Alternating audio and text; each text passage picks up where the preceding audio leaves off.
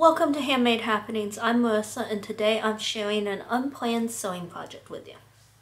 So recently my niece asked me to make this dress for her doll. And this is one of mine, so it's not like I couldn't do it. I still have the pattern. But I didn't want to make this exact dress for a few reasons. On the more practical side of things is that I didn't have enough of the fabric that was needed for it, and that it is a two-piece set that can be challenging to put on.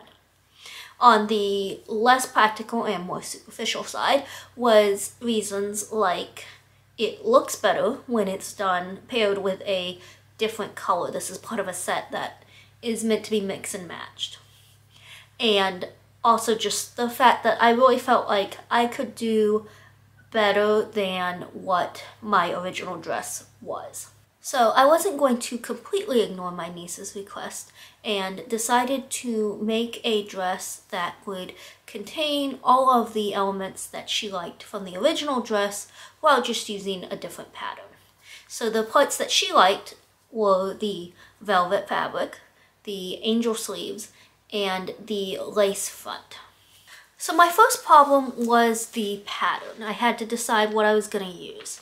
And I have this sewing pattern that I got off eBay years ago, which has sort of a mix and match style to it. So it has several different bodice styles and then several different skirt styles that can all go together. So you just combine them to create the look that you want.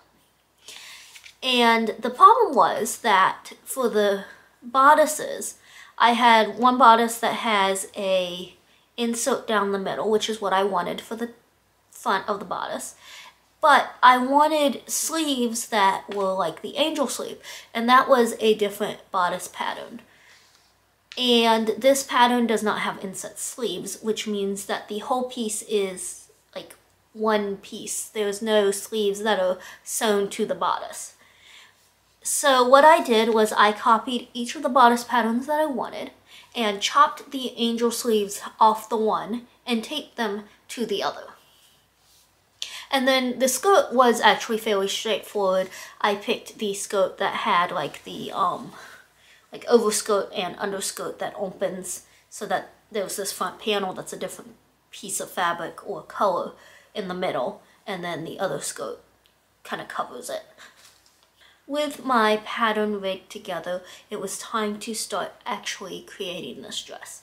So the majority of the dress is going to be the white crushed panne fabric, which is what the original dress was made out of. And so I cut the main part of the bodice as well as the overskirt out of that. And when I did this, I did eliminate the back seam as well as the side seams on the overskirt by just cutting it all out as one piece.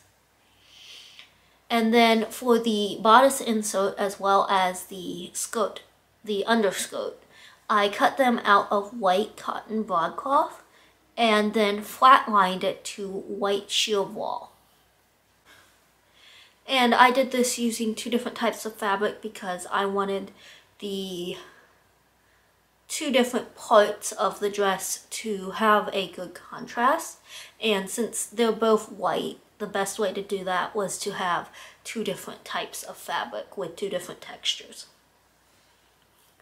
So with everything cut out, I set about assembling the dress. And this isn't a tutorial, so there's not a ton to say about it. It was a pretty basic dress as far as assembling it was concerned.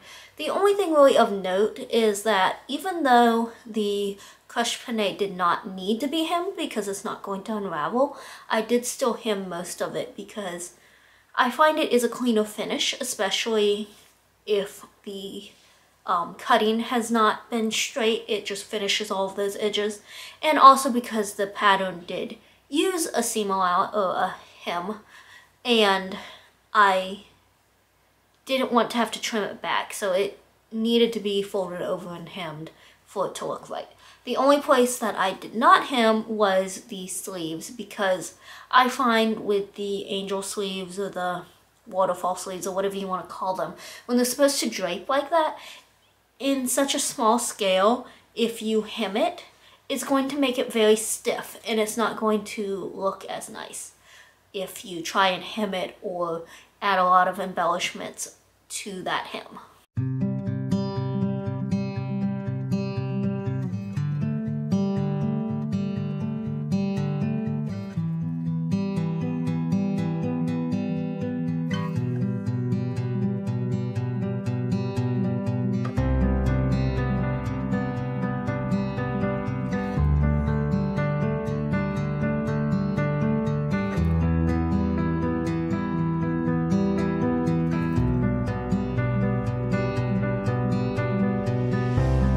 So with the basic dress done, it was time for the fun part, all of the embellishments. So the first thing I had to do was decide what color to use. I had some white metallic embroidery thread that I had thought might work because since it was metallic, I was thinking that even though it was white, it would still stand out. Unfortunately to me, it didn't stand out enough even though it was metallic, so I ended up going with some gold thread instead. So I made French knots along the velvet neckline and then used a stem stitch and did that all the way around the edges of the outer skirt or upper skirt. After that, I also did the lacing, which of course was one of the main features of this dress. So I started on one side and stitched across the insert at an angle, working my way down, and then left a long string and then stitched the other side the same way, just going in the opposite direction to create that crisscross effect down the front, and then tied those long ends into a knot.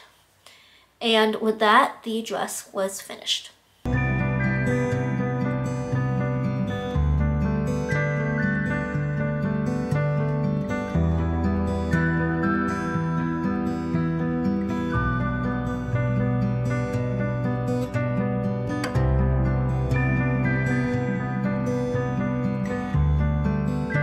I am really happy with how this dress came out, and I suspect that my niece will like it even more than the original. Thank you so much for watching, and I will see you next time.